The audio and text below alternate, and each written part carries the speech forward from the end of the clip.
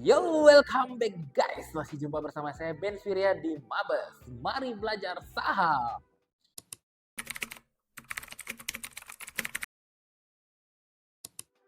Ini dia cara kaya yang tidak pernah diajarkan di sekolah. Jadi hari ini saya mau share sedikit ya tentang rumus kehidupan ya. Semua orang tanya-tanya apa sih rumus kehidupan ya, Kak?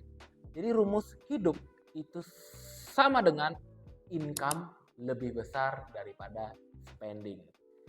Apa sih income? Pendapatan harus lebih besar daripada pengeluaran. Simple, semua orang tahu rumusnya. Tapi bagaimana penjabarannya? Let's go. Mungkin banyak orang cuma tahu bahwa income atau pendapatan itu hanya satu jenis. Padahal income itu terdapat 3 macam jenis. Yang pertama kita bahas adalah active income. Gampang.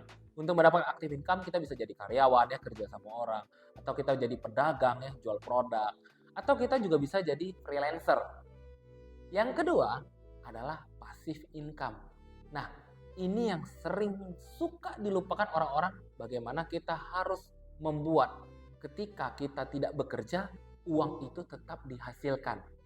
Kok bisa sih? Nah, contohnya yang pertama kita punya surat berharga ya, seperti misalnya deposito, obligasi, reksadana dan juga saham.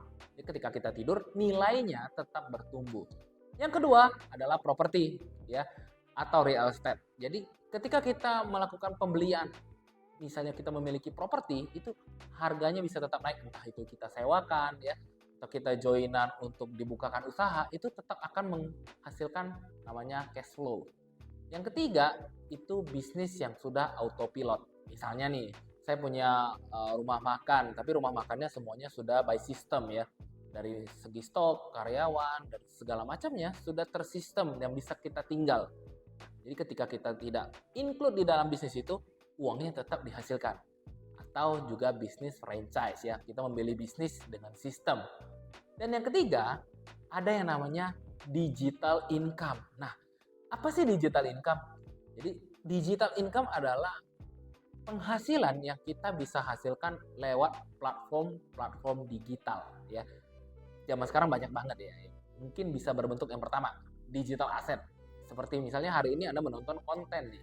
Saya membuat digital asset. Ketika saya nanti sudah tidak live lagi, sudah tidak membuat konten lagi, tapi konten ini tetap ditonton orang, maka akan tetap memberikan income atau royalti nih untuk kita. Yang kedua itu adalah AdSense atau endorsement. Ya, banyak banget ya sekarang zaman-zamannya influencer atau digital content creator itu mendapatkan penghasilan dari yang namanya iklan atau AdSense dan juga endorsement atau mempromosikan suatu produk dari orang. Dan ketiga adalah affiliator e-commerce.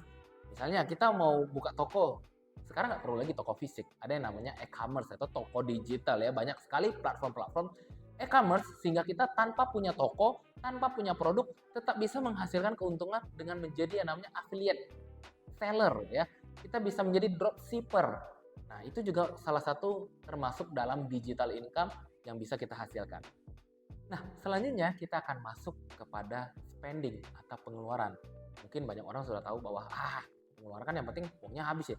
Tapi sebenarnya spending itu terbagi menjadi 4. Kita bahas satu-satu. Yang pertama adalah productive spending. Apa sih? Yaitu pengeluaran yang menghasilkan uang. Contohnya nih, kita melakukan investasi ya, entah itu kepada surat berharga, entah itu kepada properti, atau kepada scale up bisnis atau melakukan ekspansi nih, buka cabang, menambah gerai, outlet, itu adalah productive spending. Yang kedua adalah konsumtif spending. Apa sih? Itu pengeluaran yang menghabiskan uang. Itu pun terbagi lagi menjadi 3 nih. Kita bahas satu-satu. Yang pertama ada namanya active spending, yaitu pengeluaran yang langsung habis atau langsung hilang. Misalnya kebutuhan kita sehari-hari ya, beli makan, beli minum, ya, beli baju atau pergi liburan. Yang kedua ada yang namanya passive spending, itu pengeluaran yang saat kita tidur pun uangnya habis atau hilang. Contohnya nih, kita bayar cicilan, bayar tagihan, langganan produk-produk digital, bayar pajak, dan lain-lain. Yang ketiga ada yang namanya invisible spending, itu pengeluaran yang habis tanpa kita sadari. Contohnya, ada yang namanya inflasi. Dulu kita makan Indomie harganya mungkin cuma 1.000. Sekarang kok Indomie harganya 3.000 ya? Nah, kenaikan barang-barang harga ini tanpa kita sadari menguras yang namanya invisible spending. Kemudian ada juga yang namanya depresiasi atau penurunan dari nilai atau harga suatu produk. Misalnya saya beli handphone ini pertama harganya 10 juta. Ketika saya mau jual harganya tinggal 5 juta. Dulu saya beli mobil harganya 200 juta, ketika saya mau jual harganya tinggal 150 juta. Nah, penurunan harga nilai ini atau depresiasi merupakan invisible spending. Nah, selanjutnya spending yang nomor 3 adalah pengeluaran yang nampaknya produktif tapi nyatanya konsumtif. Apa sih? Contohnya kita beli kendaraan baru. Padahal kita sudah punya mobil nih. Tapi gara-gara mobil listrik, misalnya kita mau beli mobil baru. Sepertinya kelihatannya produktif, bisa kita pakai. Tapi nyatanya konsumtif. Atau kita mau beli gadget baru. Wah, saya sudah punya iPhone 14 Pro Max nih. Tapi sudah muncul iPhone 15 Pro Max. Akhirnya saya beli lagi. Padahal itu nampaknya produktif kan, bisa pakai untuk kerja, fitur-fiturnya baru, tapi nyatanya konsumtif. Yang nomor 4 atau yang terakhir yaitu pengeluaran yang nampaknya konsumtif tapi nyatanya produktif. Apa sih? Contohnya kita melakukan investasi leher ke atas. Ikut belajar, ikut nonton konten seperti ini, konten-konten edukasi, konten-konten belajar, atau pergi ikut seminar, pergi ikut workshop ataupun kelas-kelas yang bisa menunjang upgrade skill kita. Itu adalah pengeluaran yang nampaknya konsumtif tapi nyatanya produktif. Dan atau kita bersedekah misalnya, ya kan? Nampaknya nggak ada hasilnya, tapi kekuatan dari sedekah atau berdonasi itu sangatlah besar. Jadi setelah kita mendengar, kita mempelajari apa itu income dan apa itu spending, apa itu pendapatan dan apa itu pengeluaran, kita akan rumuskan nih. Apa sih rumus menjadi kaya? Simple ya. Kalau rumus hidup kita sudah tahu bahwa income harus lebih besar daripada spending. Tapi kalau untuk rumus kaya, itu income dikurang dengan spending, baru dikali dengan investasi.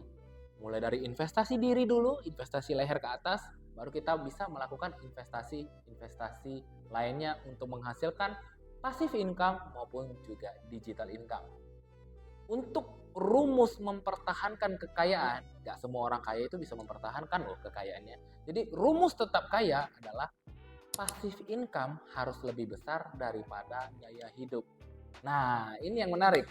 Boleh nggak sih sebenarnya kalau kita kaya mau beli rumah mewah, mau beli jam tangan mewah, mau beli mobil mewah, mau beli barang-barang branded, boleh nggak sih? Boleh dan sah-sah aja jawabannya. Asalkan apa yang kita beli itu semua dari hasil passive income, bukan dari hasil kita active income. Misalnya kita masih bekerja, tapi kita maunya showing off, maunya gaya-gayaan, mau keren-kerenan untuk beli-beli barang mewah yang tidak ada nilai produktifnya. Itu sudah pasti salah. Tapi ketika kita bisa menghasilkan uang dari hasil, ketika kita tidur uang juga bertumbuh, sah-sah aja kita mau melakukan pembelian barang-barang itu asalkan nilainya harus lebih kecil ataupun bisa kita bayar dengan hasil passive income.